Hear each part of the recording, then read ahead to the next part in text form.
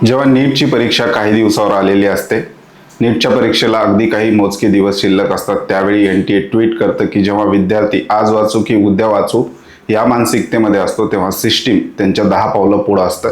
System 10 पावलं पुढे असते म्हणजे नेमकं काय? NTAने ट्विट करून सांगितलेलं आहे की आम्ही सिटी कोऑर्डिनेटरला वेगळ्या प्रकारे AI ट्रेनिंग त्या ठिकाणी दिलेली आहे, परंतु एक्झाम हॉलमधील पर्यवेक्षकांसाठी काही ट्रेनिंग NTAने घेतलेली आहे का? कारण या पर्यवेक्षकांमुळे विद्यार्थ्यांची 10-15 मिनिटं दरवर्षी त्या ठिकाणी वाया जातात.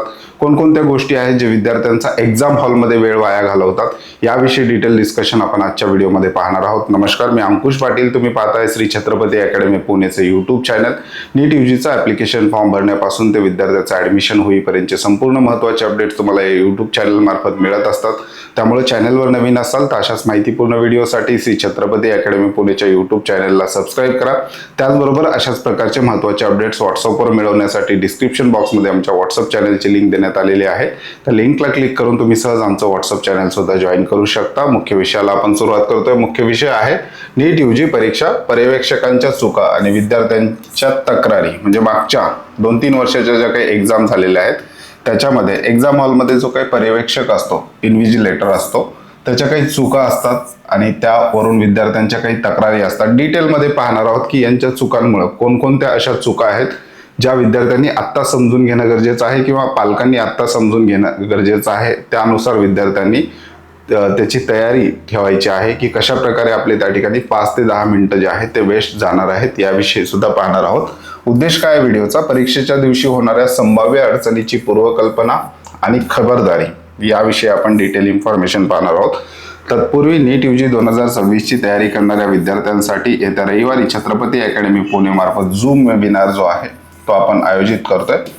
विद्यार्थी वाटलं तर जॉईन करू शकतात. विशेषतः पालकांसाठी हा वेबिनार असणार आहे. याच्यामध्ये विद्यार्थ्यांना ॲडमिट कार्ड जो आहे येणारं 26 तारखेला ते कशा प्रकारे भरायचे आहेत, ॲडमिट कार्डवरच्या ज्या काही 20-22 सूचना आहेत त्याचं विश्लेषण घेणार आहोत. त्याचबरोबर NTAने आपल्या इन्फॉर्मेशन ब्रोशरमध्ये पॅरेंट्ससाठी काही सूचना दिलेल्या आहेत, त्याविषयी सुद्धा डिटेल पाहणार आहोत. झूम वेबिनार जॉईन करण्यासाठी श्री छत्रपती अकॅडमी पुणेचं ऑनलाईन ॲप्लिकेशन आहे. डिस्क्रिप्शन बॉक्समध्ये अँड्रॉइड ॲप्लिकेशन असेल किंवा ॲपल आयफोनचं iOS ॲप्लिकेशन असेल, त्याची लिंक आपण दिलेली आहे. ते लिंक ओपन करून तुम्ही ॲपमध्ये रजिस्टर्ड करून लाईव्ह काउन्सिलिंग हा टॅब दिसेल, त्यामध्ये तुम्ही तुमच्या वेबिनारची जी काही सीट आहे ती रिझर्व करू शकता. 200 पॅरेंटची बॅच फुल झालेली आहे. पुढील 200 पॅरेंटसाठी आपण हा लिंक जे आहे ते पुन्हा ओपन केलेली आहे. ज्या विद्यार्थ्यांना online paid counselling Chhatrapati academy पुणेकडे जॉईन करायचं आहे, ॲपमध्येच अलर्ट पॅकेज आहे.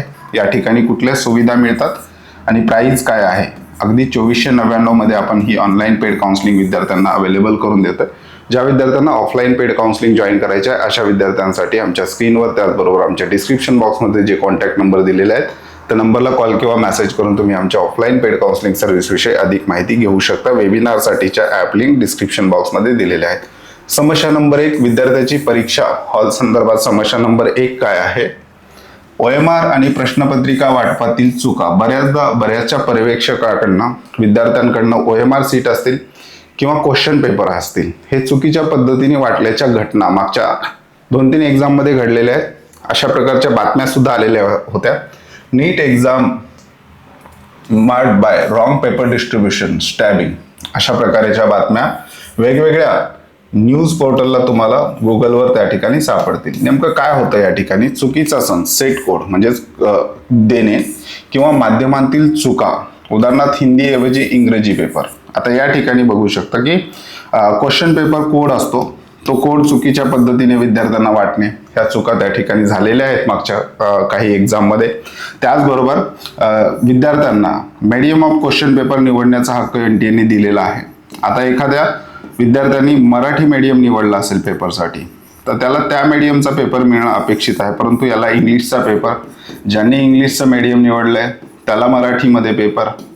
तर अशा प्रकारच्या चुका मागच्या एक्झाममध्ये झालेल्या आहेत, त्या यावर्षी होऊ नये आणि विद्यार्थ्यांचा वेळ वाया जाऊ नये यासाठी आपण हा व्हिडिओ त्या ठिकाणी बनवत आहोत.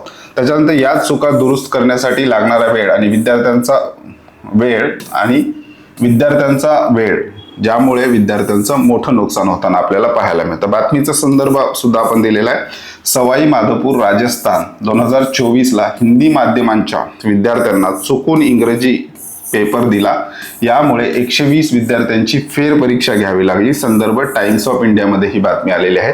अशा प्रकारच्या बऱ्याचशा बातम्या ज्या आहेत त्या आपल्याला गुगलवर त्या ठिकाणी सापडताना पाहायला मिळतात. त्यामुळं इन्व्हिजिलेटर जे आहेत किंवा जे पर्यवेक्षक आहेत त्यांनी याची काळजी घेणं गरजेचं आहे. समस्या नंबर 2, वेळेचा अपव्यय आणि अनावश्यक व्यत्यय. प्रश्नपत्रिकेचे सील वेळेवर न उघडणे किंवा पेपर वाटप करण्यास उशीर करणे हा एक मुद्दा आहे. दुसरा आहे विद्यार्थी एकाग्रतेने पेपर सोडवत असताना मध्येच अटेंडन्स सीटवर सह्या, फोटो किंवा थंब इम्प्रेशनसाठी व्यत्यय आणणे. म्हणजेच विद्यार्थी जेव्हा पेपर सोडवत असतो तर मध्येच इन्व्हिजिलेटर जे असतात, पर्यवेक्षक असतात, ह्या सगळ्या त्यांच्या ऍक्टिव्हिटी मध्येच करत असतात. याच्यामुळे सुद्धा विद्यार्थ्यांचा वेळ आणि जे काही फोकस असतो विद्यार्थी पेपरवर किंवा जो काही फोकस केलेला असतो मध्येच अशा ऍक्टिव्हिटी झाल्यामुळे विद्यार्थ्यांचं जी काही कनेक्टिव्हिटी असते पेपर सोबतची ती मध्येच ब्रेक होते आणि त्यानंतर विद्यार्थ्याचा याही ठिकाणी वेळ वाया जाऊन विद्यार्थी थोडासा डिस्ट्रॅक्ट होतो. सूचना वाचण्यासाठी पर्यवेक्षक विद्यार्थ्यांची OMR सीट मध्ये सोडून घेणे. म्हणजे ज्या काही सूचना आहेत त्या वाचण्यासाठी विद्यार्थ्यांच्या OMR सीट सुद्धा काही पर्यवेक्षक त्या ठिकाणी मध्येच घेत असतात. तर ह्या गोष्टी सुद्धा पर्यवेक्षक किंवा जे काही इन्व्हिजिलेटर असतात त्यांनी टाळणं गरजेचं आहे. समस्या नंबर 3, ड्रेस कोड आणि तपासातील मनमानी.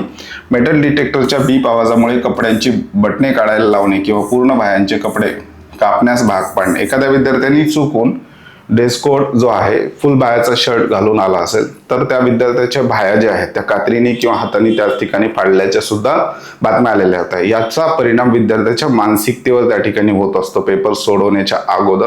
त्यामुळे ह्या गोष्टी सुद्धा NTA काळजी घेणं गरजेचं आहे. शक्यतो विद्यार्थ्यांनी जे काही ड्रेस कोड ठरवून दिलेला आहे त्या ड्रेस कोड मध्ये जाणं गरजेचं आहे. ड्रेस कोड जो आहे त्याची स्ट्रिक्ट त्या ठिकाणी अंमलबजावणी केली जाते.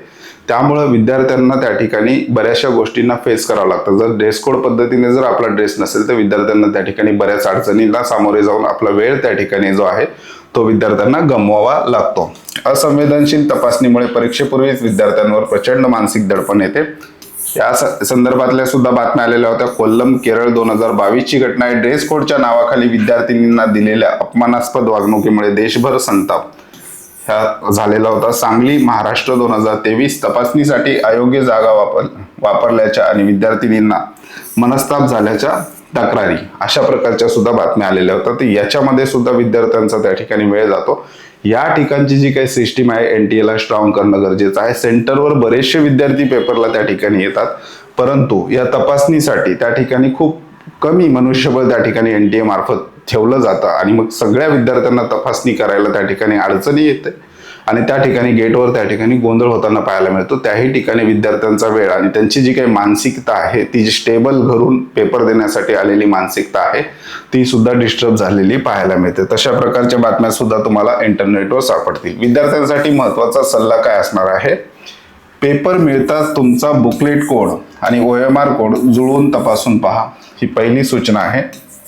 दुसरं आहे प्रश्नपत्रिकेचे भाषेचे माध्यम बरोबर असल्याची खात्री करा. तिसरा आहे काही व्यत्यय आल्यास घाबरून न जाता शांत राहा आणि त्वरित पर्यवेक्षकांना नम्रपणे कळवा. आणि चौथा महत्त्वाचा मुद्दा आहे वेळेचे नियोजन करताना अशा तांत्रिक अडचणींसाठी 5 ते 10 मिनिटे मनाशी राखीव धरून ठेवा.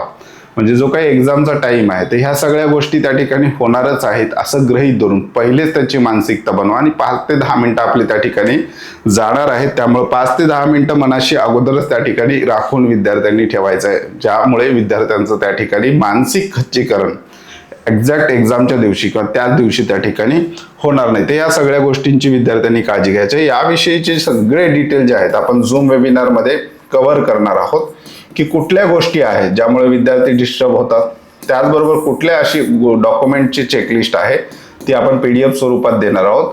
ते सुद्धा आपण वेबिनारमध्ये डिटेल पाहणार आहोत. काय गोष्टी चेक करायच्या आहेत, बुकलेट कसे चेक करायचे आहेत, OMR, त्याचबरोबर त्यावरची माहिती कशी फिल करायची आहे. विद्यार्थी अभ्यासात असतील तर आपण पालकांसाठी हा वेबिनार घेतो आहोत. वेबिनार जॉईन करण्यासाठी ॲपच्या लिंक डिस्क्रिप्शन बॉक्समध्ये दिलेल्या आहेत, त्यावर क्लिक करून ऑनलाईन ॲप्लिकेशन डाउनलोड करून आपली सीट त्या ठिकाणी सहज तुम्ही रिझर्व करू शकता. 26 तारखेला संध्याकाळी 8 वाजता श्री छत्रपती अकॅडमी पुणेचा पालकांसाठी झूम वेबिनार आपण त्या ठिकाणी आयोजित करतोय. तुर्तास आजच्या व्हिडिओमध्ये आपण इथे थांबतोय. पुन्हा भेटूयात आणखी एका नव्या आणि माहितीपूर्ण व्हिडिओमध्ये. धन्यवाद.